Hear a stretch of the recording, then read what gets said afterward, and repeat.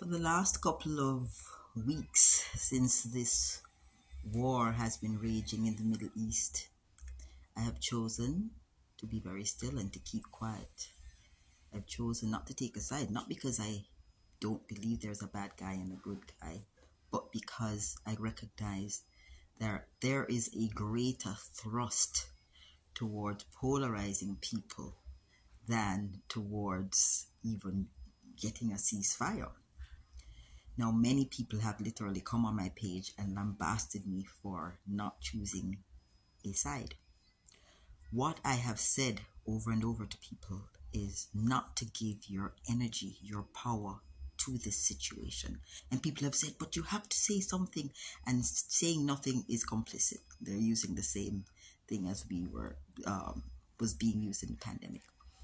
My point about being neutral is specifically related to keeping your energy neutral, not getting angry, bitter, sad, grieving, because that energy is purposely being harvested. In other words, mainstream media and other media are pushing this content in our face repeatedly to elicit a response. What has happened? We've seen demonstrations popping up all over the world. That's exactly what the enemy wants. So I am proposing this. We know about law of attraction. Where attention goes, energy grows. So all our attention is right there over in the Middle East. Yes, there's going to be a war. They are delighted that we're all focusing our attention, so they're going to put on a show. What we can do is to redirect our attention towards weakening the enemy. So if every one of us on this earth who believes that these genocides are wrong would just stop and take a moment, get clear, get focused, get still, and focus their affirmations and their prayers towards the weakening of the enemy, then we get the weakening of the enemy. And you notice I haven't named a name or a side or anything, because a lot of what we don't understand is that the enemy is both seen and unseen. There are a lot of forces at work that we think are good, and they are actually the opposite.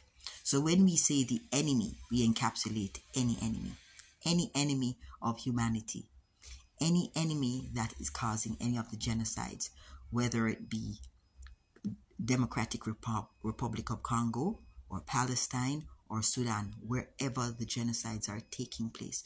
We pray and we affirm for the weakening of the enemy.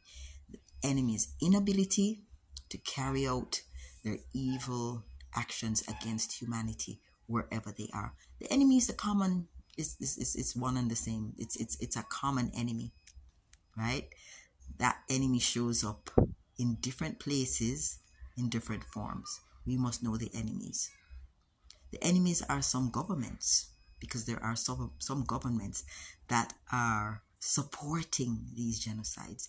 So we all need to step back, stop fighting each other on social media, and start to get together and attack the enemy with our energy, with our words, with our vision of peace, with our vision of our safety for everyone on this planet, rather than this continued vision that has been purposely thrusted on us of people who are being destroyed, wiped out, eliminated, and just in pain.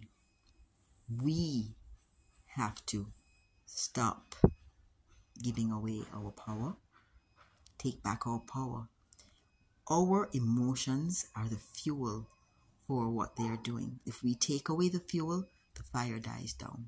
So let's bear that in mind.